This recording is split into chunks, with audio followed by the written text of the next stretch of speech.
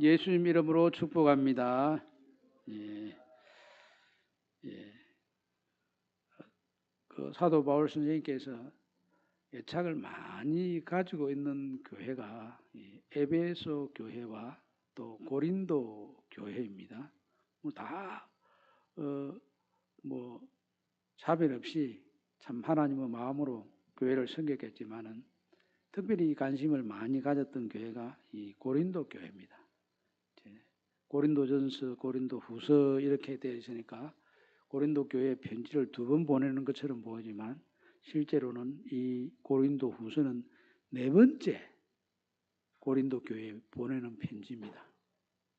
성경 전반적으로 보면 한 교회에 4번씩이나 편지를 보낸 경우는 아주 드문 경우입니다.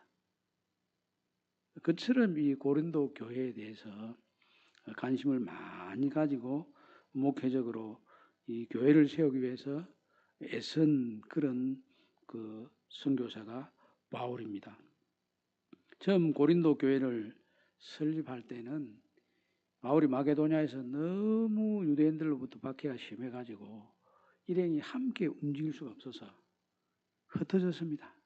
그래가지고 바울은 이 아테네 지역으로 해서 고린도에 들어왔고 또 다른 일행들은 다른 곳으로 헤어져서 여기 고린도에서 만나게 됐습니다. 근데 이제 바울도 아주 담대한 분이고 그 성령 충만해서 모든 사역을 했지만은 이때는 상당히 영적으로 지쳐 있고 힘들어 있던 그런 시기였습니다.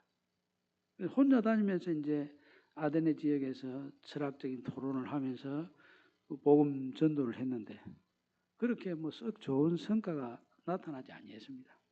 그리고 이제 고린도 지역에 들어왔는데 마침 이 로마에서 박해가 있어가지고 이 브리스길라와 아길라가 같이 장막업을 하는 사람인데 이 고린도에 들어와서 거기서 이제 그 오순절날 성령 강림절의 역사하심으로 말미암아 같은 신앙을 가지고 있던 이분들과 함께 고린도 교회를 세웠습니다.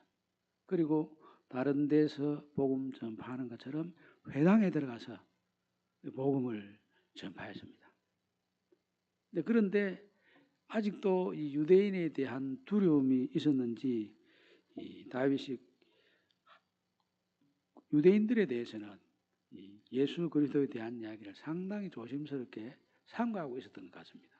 그런데 마침 이 실라와 디모데가 마게도냐로부터 내려오자 그때 이제 용기를 내 가지고 하나님의 말씀에 붙잡혀 유대인들에게 예수는 그리스도라 이렇게 증거를 하기 시작했습니다. 근데 고린도에서도 회당에서 예수는 그리스도이십니다. 예수님이 우리의 구세주고 예수님께서 우리가 기다리던 메시아입니다. 이걸 증거했더니 역시 여기서도 유대인들이 박해를 해서 거기서 더 이상 복음을 전할 수 없어서 회당에서 나와서 따로 모여서 예배를 드리고 말씀을 강론하는 그런 일이 있었습니다. 디도 유수도라고 하는 사람의 집에 들어가서 거기서 이제 그 따로 모임을 가졌는데 그 회당장인 이 그리스도가 온 집안과 더불어 예수를 믿게 됐습니다. 그러니까 바울만 반대하는 사람들이 회당장 그리스도가 그 집에 있는 모든 사람들이 예수를 믿게 되니까 시기 질투가 더 심해가지고 그래서 거기서 또 다른 데로 옮겨갈 수밖에 없는 그런 사정이 됐습니다. 근데 그때 예수님께서 밤에 나타나셔서 바울에게 하신 말씀이 뭐냐 하면 밤에 주께서 환상 가운데 바울에게 말씀하시되 두려워하지 말고 침묵하지 말고 말하라. 내가 너와 함께 있음에 어떤 사람도 너를 대적하여 해롭게 할 자가 없을 것이니 이는 이 성중에 내 백성이 많음이라 하시더라. 바울은 계속해서 유대인들이 쫓아다니면서 자기를 괴롭히니까 상당히 지쳐 있었는데 예수님께서 나타나셔서 이 성중에 내 백성이 많다. 담대하게 말해라. 두려워하지 말고 증거하라. 이렇게 메시지를 주었습니다. 그래서 이 바울은 고린도 교회에서 두려움 없이 이런 일을 하다가 이제 이런 우여곡절을 많이 겪고 다른 곳으로 가서 이제 선교 활동을 하고 있는데 고린도 교회에서 들려오는 소식이 이 다른 복음을 전파하는 이상한 사람들이 와서 성도들을 유혹하니 그 유혹에 넘어간 성도들이 많이 있다는 소식을 들었습니다. 그리고 그 유혹에 넘어간 성도들이 바울이 과연 사도냐? 바울은 사도가 아니다. 다른 사도들과 다른 그런 배경이고 사도로서의 자격이 없다 이렇게 이야기를 합니다. 그리고 바울이 이 다른 사도들과는 다르게 스스로 먹고 사는 문제를 해결하고 복음 전하는데 전념하는 이것을 두고 다른 분들은 다 복음을 전하면서 사도들은 싹스를 받는데 당신은 자격이 없고 능력이 없으니까 싹스를 못 받는다. 그리고 바울이 이곳저곳에 가서 고생을 많이 하고 어려운 일을 당하는 그것을 보고 정말 하나님 살아계셔서 당신과 함께하면 왜 그런 어려움이 있느냐. 어려움 없이 복음이 순적하게 전파돼야지 왜 그런 어려움이 있느냐. 그런 어려움이 있는 것을 보니 당신은 사도로서 자격이 부족하다. 이렇게 이야기했습니다. 그리고 다른 사도들은 거침없이 복음을 전하는데 당신은 입이 어눌해가지고 말을 잘 못하지 않느냐. 어떻게 사도가 본 걸 가지고 경험한 걸 가지고 이야기하는데 말을 더듬더듬 할 수 있느냐. 아무리 말을 못하는 사람도 자기가 경험한 것, 자기가 실제 겪은 일은 거침없이 이야기할 수 있습니다. 아무리 스피치가 뛰어난 사람도 자기가 친히 겪은 것을 솔직하게 쏟아내는 것보다 더 설득력 있게 말할 수 있는 레토릭은 없습니다. 그러니까 아니 그렇다면 왜 말이 그렇게 시원찮냐 이거예요. 그러면서 바울이 하고 있는 모든 일들을 가지고 자격이 없다, 자격이 없다, 자격이 없다 이렇게 이야기합니다. 근데 바로 그런 자기가 자격이 없다는 소리를 개인적으로 듣는 것이야 별로 뭐 이런 소리 들으면 어떻고 저런 소리 들으면 어떻고 그 명예욕이라는 게 있는 분이 아닙니다. 그런데 사도라고 하는 이 직분에 대해서 금이 가기 시작하면 사도 바울이 전했던 이 편지 하나님의 메시지가 엉터리다. 그것으로 연결이 되는 거예요. 그래서 사도 바울은 자신이 분명히 사도이다 하는 것을 확실하게 변증을 합니다. 교회를 세우기 위해서 하나님 말씀 위에 이 신앙이 바로 서서 가도록 하기 위해서 이 말씀의 견고함을 지키기 위해서 바울은 자신이 사도인 것을 분명하게 여기서 이제 증거를 합니다. 그런데 바울이 여기서 뭐라고 자기가 사도인 것을 증거하느냐 하면 자신은 하목의 직분을 받은 사도이다. 주로 이방인은 사도다. 이걸 좀 강조할 때가 많았지 않습니까? 그런데 여기서는 하목의 직분을 받았다. 이렇게 이야기합니다. 고린도 교회 분열이 많기 때문에 다툼이 많고 또 이런저런 여러 가지 문제와 사건들 때문에 교회가 어지러질 위험이 있기 때문에 바울은 자신을 하목의 직분을 받은 사도다. 이렇게 자신을 변호합니다. 그런데 하목함은 그 근거가 하나님과 우리 사이에 화목함에서부터 출발합니다. 사람이 하나님과 화목하면 새로운 피조물이 됩니다. 예수 그리스도 안에서 믿음으로 예수님을 구주로 영접하게 되면 구주로 영접한 그 사람은 하나님과 화목한 사람이 되고 하나님과 화목한 모든 사람은 화목하게 하는 직분을 받은 사람입니다. 화목하게 하는 직분을 받은 사람. 하나님과 우리가 화목하게 될 때 화목하기 위해서는 무언가 거기에 대한 희생과 정말 하나님께서 받으실 만한 그런 어떤 것이 움직여야 되지 않겠습니까? 하나님과 화목하기 위해서는 거룩하신 우리 하나님을 만나기 위해서 우리 속에 있는 모든 죄 문제가 해결돼야 거룩하신 하나님을 만날 수 있습니다. 그런데 하나님과 화목하기 위해서 죄 문제를 해결해야 되는데 이 죄 문제를 어떻게 해결합니까? 예수님께서 우리 속에 있는 모든 죄를 걷어가지고 십자가에서 정의를 싹 하셨습니다. 죄만 없어지면 하나님을 만날 수 있느냐? 죄가 없어진 다음에 하나님을 만날 만한 의와 은혜가 우리 속에 임해야 됩니다. 그래서 예수님께서 십자가에 달리셔서 우리 죄의 문제는 싹 다 해결을 해주시고 해결하신 그것에 대한 효력으로 나타나는 하나님의 사랑과 하나님의 공의가 선 그것을 우리에게 입혀주셨습니다. 우리는 값없이 하나님께 주신 무한한 사랑을 예수 그리스도의 십자가를 통해서 잊게 됐습니다. 그리고 십자가 위에서 세워진 그 하나님의 공의, 자기 아들까지도 철저하게 죄 때문에 심판하신 그 하나님의 공의를 통해서 나타난 그것은 또 우리에게 입혀주셨습니다. 죄는 싹 없게 하시고 의와 은혜는 우리에게 충만히 부어주셔서 우리가 새로운 피조물이 되어서 하나님과 화목한 관계 속에 들어가게 되었습니다. 그래서 새로운 피조물이 되어서 하나님과 화목하게 된 이 관계는 영향이 나타나야 되지 않겠습니까? 살아있는 동안 그대로 영향이 나타나야 됩니다. 예수를 믿는 모든 사람은 화목 제물 대신 우리 예수님의 화목해 하신 은혜를 힘입어서 하나님과 화목한 존재가 되었기 때문에 그 화목한 은혜를 잊어버려서는 안 됩니다. 화목해 하신 그 예수님의 무한하신 은혜와 예수님을 이 땅에 보내주신 그 놀라우신 하나님의 사랑을 우리가 결코 잊어서는 안 됩니다.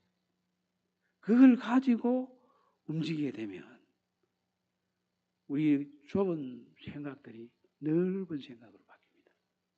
성도들은 좁은 길을 걸어갑니다. 좁은 문으로 들어가기를 힘써라. 멸망으로 가는 길은 넓고 크지만은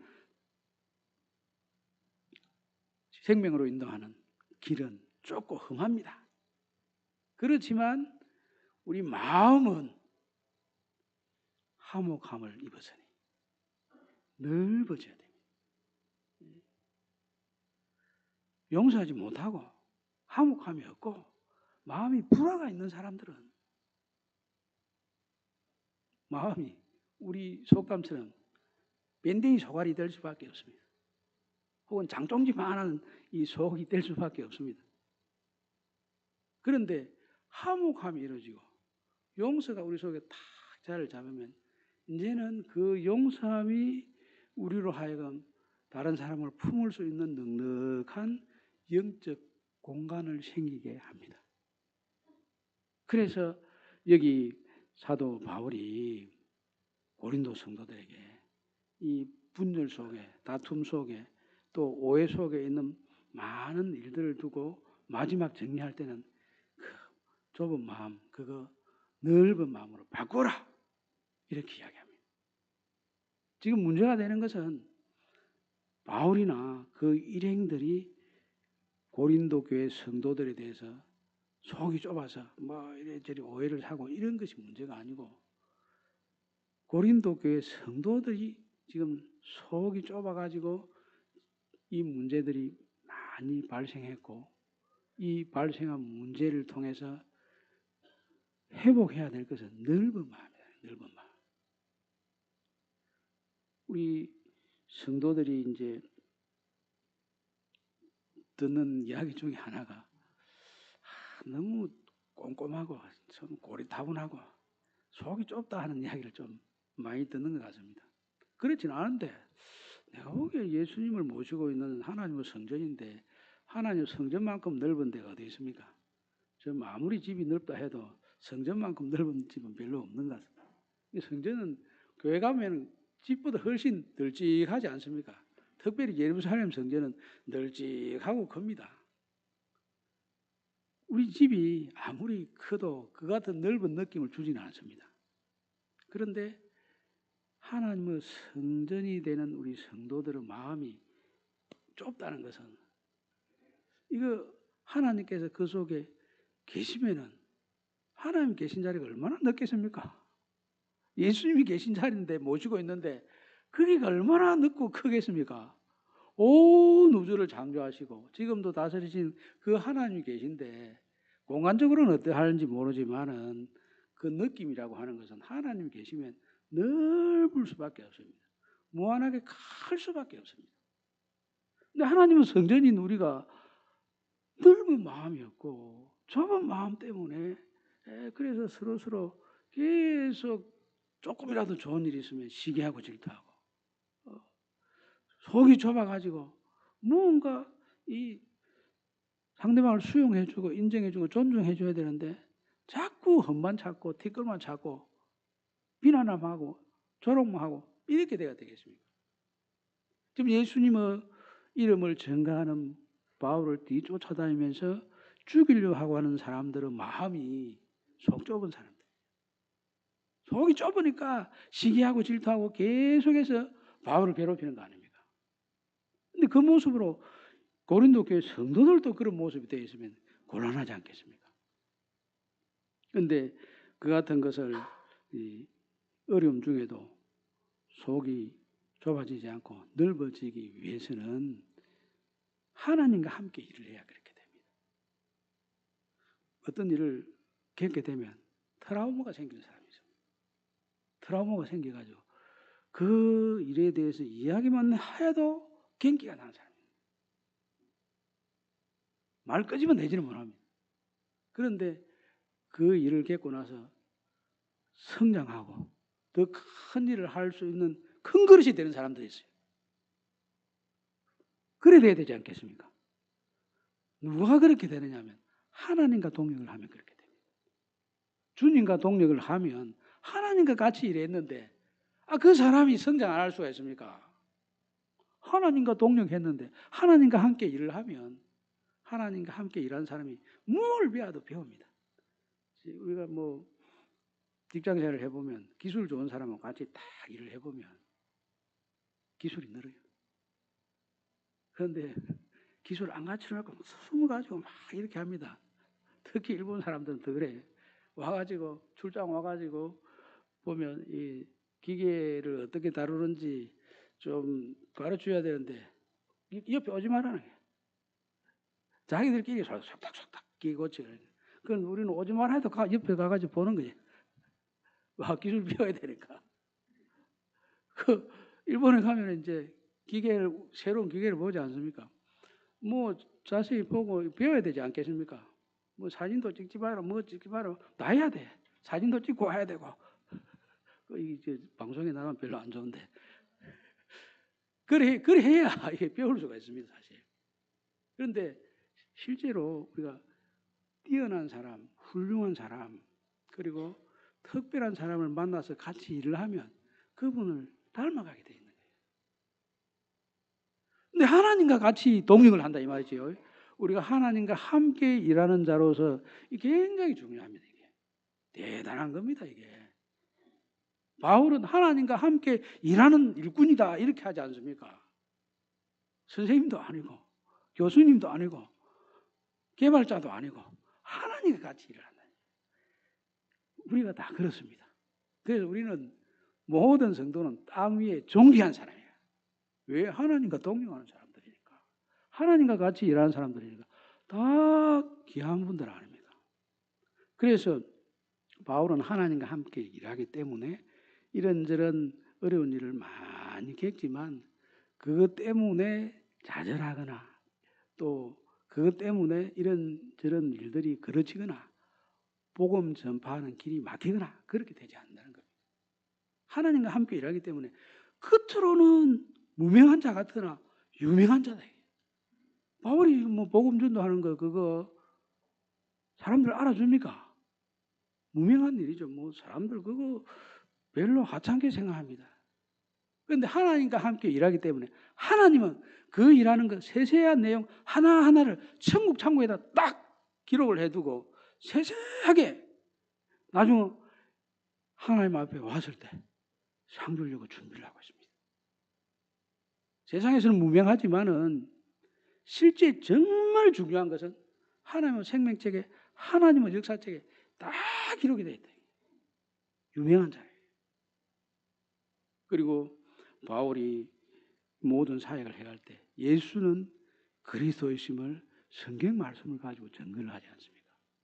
하나님의 말씀을 가지고 예수님을 증거할 때 거기에 틀림없이 역사가 있습니다. 마귀와 싸움에서 거기에서는 승리가 있습니다. 이제 방만 하는 게 아니고 공격도 해야 되지 않겠습니까? 한쪽에는 방패를 잡아가지고 방어를 하고 한쪽은 칼을 들고 공격을 하고 이렇게 됩니다. 그런데 성도들은 하나님의 말씀이 성령의 검입니다. 에베소서 말씀에 보면 분명히 성령의 검, 곧 하나님의 말씀을 가지라 이렇게. 하나님의 말씀을 가지고 기도하고 이 성령의 검을 가지고 영적 전투를 하면 분명히 거기에는 하나님께 주신 승리가 있습니다. 여호사밧 왕이라고 하는 분이 있습니다. 남유다 왕 중에서 이제 네 번째 왕입니다. 그 통일 왕국에는 제일 첫 번째 왕이 사울, 두 번째 왕이 다윗, 세 번째 왕이 솔로몬. 솔로몬까지는 통일 왕국인데 그 밑에 르호보암으로부터 해가지고 이제 분열 왕국의 네 번째 왕이 여호사밧이라는 왕이 있었습니다. 이분이 신앙이 좋은 분입니다. 선한 왕으로 알려져 있습니다. 다윗의 길로 간 왕입니다. 근데 이 왕이 갑자기 이 모압과 암몬, 마온 사람들이 연합을 해가지고 유다를 쳐들어봤습니다. 전쟁이 나니까 이거 참 곤란한 거 아닙니까? 뭐 특별한 이유가 있어야 되는 특별한 이유도 없이 이유가 뭐 있었겠지만 성경에는 그 이유가 기록이 안 되어 있습니다. 이 연합군이 쳐들어왔어요. 그러니까 여호사밧이 하나님 앞에 나가서 함께 기도하기 시작합니다. 뭐라고 기도하냐면은 하나님, 이 성전에서 적군이 들어와서 우리를 괴롭힐 때 기도하면 물리쳐 준다고 약속하셨지 않습니까? 쳐들어왔습니다. 물리쳐 주십시오 하고 솔로몬이 기도한 내용을 그대로 인용해서 그 약속 가지고 물리쳐 주십시오 이렇게 했습니다. 그 이전에 모세 시대 이야기를 가지고 또 기도를 합니다. 모세 시대에 왕의 길을 통해서 가나안 땅으로 들어가면 그 길이 넓고 빨리 갈 수가 있습니다. 그런데 하나님께서 거기 갈 때 그 모압이나 암몬이나 또 에돔 사람들이 반대를 하면 뭐 형제끼리 전쟁하는 것이 옳지 않으니까 돌아가라 이렇게 이야기했습니다. 그 당시에 이 군사들이 많고 인구가 많았기 때문에 그냥 모압, 암몬 이 조그마한 민족들을 완전히 썰어버리고 지나갈 수 있었는데 하나님께서 그렇게 하지 말라. 형제들을 왜 괴롭혀서 되느냐. 그냥 양보하고 돌아가라. 그래서 우리가 돌아갔습니다. 그때 하나님 말씀에 순종해서 이 사람들을 남겨뒀더니 이 사람들이 그 은혜를 모르고 배신해가지고 지금 우리를 쳐들어왔습니다. 하나님 공의를 세워주십시오. 우리가 그때 우리 생각대로 없애버렸으면 지금 이 사람들이 남아있지를 않아야 전쟁을 해올 수 없는데 하나님 말씀에 철저하게 순종하고 거기에 따랐기 때문에 이 양반들이 남아있어가지고 지금까지 존재하고 있고 이 민족들이 지금까지 존재하면서 은혜에 합당한 삶을 살아야 되는데 배신을 해가지고 연합해가지고 우리를 쳐들어오고 있습니다. 하나님 이런 배신자들을 향해서 하나님의 공의가 살아있다는 걸 보여주십시오. 이렇게 기도를 했습니다. 그랬더니 하나님께서 그래 너 기도 들어준다. 이래서 전쟁통에 이 레위 사람들과 우리 지금 오전에 찬양대들이 열심히 찬양하지 않습니까? 그 앞에 그 찬양대들이 나서 찬양을 딱 하니까 전쟁이 끝났습니다. 어떻게 끝났냐? 연합군은 제일 이게 서로서로에 대한 불신이 큽니다. 그래서 찬양대가 찬양하니까 자기들끼리 서로 불신이 생겨 서로서로 싸워가지고 자멸을 했습니다. 자멸. 그래야 전쟁의 승리를 얻었거든요. 이 악한 사탄 마귀가 작당을 해가 모이는 것은 별로 근심할 필요 없습니다. 우리 열심히 찬송하면 그냥 찬송 소리 듣고 자매를 합니다. 그게. 하나님 말씀대로 딱 나가면 하나님 말씀의 검 앞에서 우리 예수님께서 이 마귀에게 시험을 받을 때 주의 말씀을 가지고 대응했을 때 마귀가 도망을 가듯이 도망을 가게 되어 있습니다. 그래서 하나님 말씀을 가지고 바울이 하나님과 함께 사역하는 이 일을 감당해가서 그래서 계속해서 성장을 해나갔습니다. 그리고 이렇게 하나님과 함께 일하면서 하나님께 주신 승리를 경험하면 마음이 커지고 담대해집니다. 우리와 함께 하나님이 계신데 뭐 겁먹을 게 뭐냐.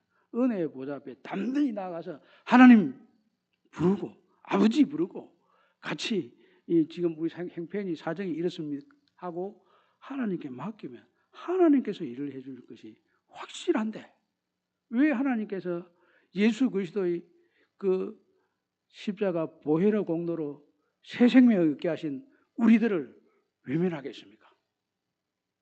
자기 아들의 생명과 바꾼 귀한 새 생명들을 하나님께서 외면하지 않습니다. 기도하고 의지하면 반드시 아버지답게 우리 아버지로서 부모님으로서 하실 일을 다 하십니다. 우리 부모님들은 요새 제가 들면 힘이 없어가지고 해주고 싶은 마음은 있어도 못 해주고 능력이 부족해서 해주고 싶은데 못 해주고 이겠지만 하나님은 그런 게 없습니다. 하나님 아버지는 아들 향해서 자녀를 향해서 물론 우리 마음대로 해주는 건 아니고 하나님의 뜻을 따라서 주의 뜻을 따라서 하나님이 원하시는 대로 다 이루어집니다. 이것을 자꾸 경험함으로써 우리 마음이 넓어지고 그 넓어진 마음은 또 하나님과 화목해 하는 일에 우리가 사용을 해야 됩니다.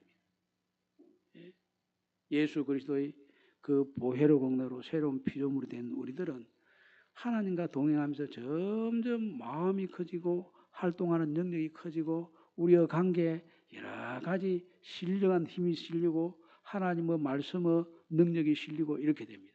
그 모든 것을 가지고 하나님과 화목하게 하는데 사용을 한다면 정말 하나님께서 우리를 기뻐하실 것입니다.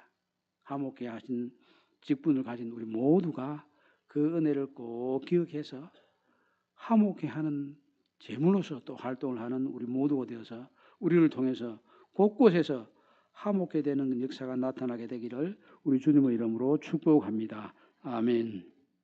지금 다 함께 일어서서 여호와께 돌아가자 찬양하겠습니다.